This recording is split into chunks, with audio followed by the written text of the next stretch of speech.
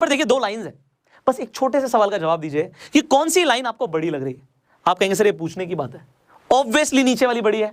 बड़ी है आपके दिमाग ने बोला, अभी भी बड़ी लग रही है ना, but I will just prove this because मैंने आप लोगों की लाइंस इसीलिए ड्रॉ करी थी कि मैं आपको दिखा पाऊं कि ये जो लाइंस हैं ये एग्जैक्टली सेम है। मैं आपको दिखाता हूं, इनकी लेंथ बिल्कुल सेम है, ये देखिए। तो इनकी लेंथ बिल्कुल सेम थी, बट आपको ऐसा क्यों लगा कि नीचे वाली लाइन बड़ी है? आज आप ह्यूमन साइकोलॉजी सीखने वाले हैं एंड ये ह्यूमन साइकोलॉजी आपकी लाइफ में भी काम आएगी और शेयर मार्केट में भी काम आएगी और आपको पता लगेगा लोग गलतियां क्यों करते हैं। तो इस फिनोमिनन को बोलते हैं मेंटल ह्यूरिस्टिक्स। अब ये जो मेंटल ह्यूरिस्टिक्स है ये आपके लिए ज्यादातर टाइम ठीक नहीं होता, बिकॉज इसका मतलब ये है कि आपका माइंड इंफॉर्मेशन प्रोसेस करने के लिए ज्यादा टाइम नहीं लगाना चाहता। वो एक बार में देखता है, तुरंत जज करता है। जैसे मैंने बोला कि कौन सी लाइन बड़ी है, आपके माइंड ने यहां पे कोई भी ऐसे लाइंस ड्रॉ नहीं करी कि आपको लगे कि वो बराबर भी हो सकती है। बस एक बार में जजमेंट पास कर दिया ऊपर ऊपर से देख के कि जो नीचे वाली लाइन है वही बड़ी है। नाउ ये लोग शेयर मार्केट में कैसे अपने लिए एडवर्सली यूज करते हैं वो मैं आपको बताता हूं। जब हमारा माइंड इंफॉर्मेशन प्रोसेस नहीं करना चाहता, लोग ना फाइनेंशियल्स देखते कंपनी के, वो बैलेंस शीट नहीं देखते, उसकी पास्ट परफॉर्मेंस को जज नहीं करते, सिर्फ देखा ये स्टॉक अच्छा लग रहा है, सिर्फ एक बार में जज किया और गलत स्टॉक्स को हम पिक कर लेते हैं और फिर क्या होता है, फिर हमारे लॉस होते हैं। हम टेक्निकल एनालिसिस के लिए टाइम नहीं निकालते क्योंकि उसमें माइंड को इंफॉर्मेशन को प्रोसेस करना पड़ेगा, वो टायरिंग प्रोसेस है दिमाग के लिए। तो क्योंकि आप दिमाग नहीं लगाएंगे, टाइम नहीं लगाएंगे, आप तो कंडीशन आपकी गलती नहीं है, आपका दिमाग कंडीशनड है कि उसने टाइम नहीं लगाना।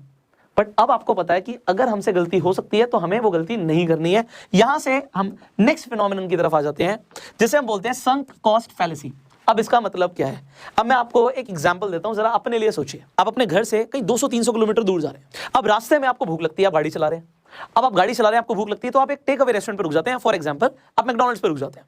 अब वहां पे आप अपना फेवरेट बर्गर ऑर्डर करते हैं। आप बोलते हैं भाई मील बना दो, आप फ्रेंच फ्राइज भी डाल दो, कोक भी डाल दो बड़ी वाली, और आपको मील बना के वहां पे मिल जाती है। अपनी मील उठाते हैं, आप गाड़ी में रखते हैं, गाड़ी चला रहे होते हैं। अब जब गाड़ी चला रहे होते हैं आप कोक उठाते हैं, कोक पीते हैं। आपको लगता है इसमें तो फिज ही नहीं है, ये तो ऐसा लग रहा है जैसे सिर्फ पानी है, पानी में चीनी मिली हुई है, बस दैट्स इट। आपको कोक का फ्लेवर नहीं आ रहा, ठीक है। उसके बाद आप फ्रेंच फ्राइज पे हाथ डालते हो, आपको लगता है ये तो सीले हुए हैं, ये तो क्रिस्पी है ही नहीं बिल्कुल भी, तो आपको लगता है चलो ये भी सीले हुए, बर्गर तो ठीक होगा। आप बर्गर उठाते हैं। अब जब आप बर्गर उठाते हैं आपको लगता है यार ऐसा लग रहा है जैसे ये रखा हुआ है, तो आपको उतना मजा नहीं आता, उतना टेस्ट नहीं आता, उतना क्रिस्पीनेस नहीं आता। अब आप क्या करेंगे? मेरा सवाल है आपसे, आप क्या करेंगे? आपने 500 रुपए दिए हुए हैं, पीने को पी सकते हैं, कोक चल जाएगा, फ्रेंच फ्राइज भी खा सकते हैं, बस क्रिस्पी नहीं है, और आपने बर्गर लिया हुआ है, इतना बढ़िया नहीं लग रहा, बट आप फिर भी खा सकते हैं। आप क्या करेंगे? ज्यादातर लोग उसे फेंकेंगे नहीं, they will not throw that food away. वो कहेंगे भैया 500 रुपए दिए हैं, खाएंगे तो यही। और लोग क्योंकि खाते हैं, उन्हें ऐसा लगता है भैया अब तो पैसे चले गए ना, पैसा तो डूब चुका है, अब क्या करें? अब इसे फेंकना नहीं है, विल यूटिलाइज इट। एक और एग्जांपल मान लीजिए, आप एक मूवी थिएटर में जाते हैं, आपकी वो फेवरेट मूवी नहीं है, आप अंदर बैठ गए, अपनी फैमिली के साथ बैठे हुए हैं, आपने सबकी टिकट्स दी हुई थी। अब मूवी देखते हो, आप कहते हैं यार ये क्या घटिया मूवी है, ना कोई स्टोरी है, ना मजा आ रहा है, बिल्कुल बोरिंग। आप क्या करोगे? उठ के आ जाओगे बीच में से? आप कहोगे सर नहीं आएंगे। क्यों नहीं आएंगे? क्योंकि आपके दिमाग को ऐसा सिग्नल मिला हुआ है भैया पैसे खर्च करे हुए हैं। आपका दिमाग बोल रहा है भैया पैसे खर्च करे हुए हैं, तो 3 घंटे चाहे भैया एसी की हवा लेके आए, बट हम बैठेंगे यहीं पे। उसके बाद चाहे 2 गालियां दें, क्या बेकार मूवी थी, बट फिर भी आप बीच में से उठ के नहीं आओगे। पैसा डूब गया, बट फिर भी आप लोग लगे पड़े रहते हो। एंड यही होता है शेयर मार्केट में। हम शेयर्स खरीद लेते हैं ऐसी कंपनीज के जिसमें हमें नुकसान हो रहा होता है, लॉस हो रहा होता है, बट लॉस हो रहा है तो फिर हम और सहते हैं। क्यों सहते हैं? मैं इसका एग्जांपल और दे देता हूं आपको समझ आ जाएगा।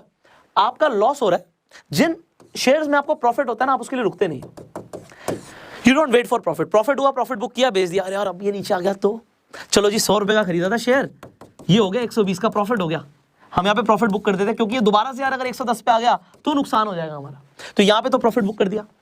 बट जब वहां पे लॉस हो रहा होता है, हम लॉस के लिए वेट करते हैं, क्योंकि भैया पैसा तो लग चुका है ना, तो आप वेट करते हो एंड आप बीच में कोई एक्शन नहीं लेते। जैसे मूवी में बीच में नहीं निकले, तो शेयर में भी जब तक वो बढ़ेगा नहीं तब तक पड़ा हुआ है।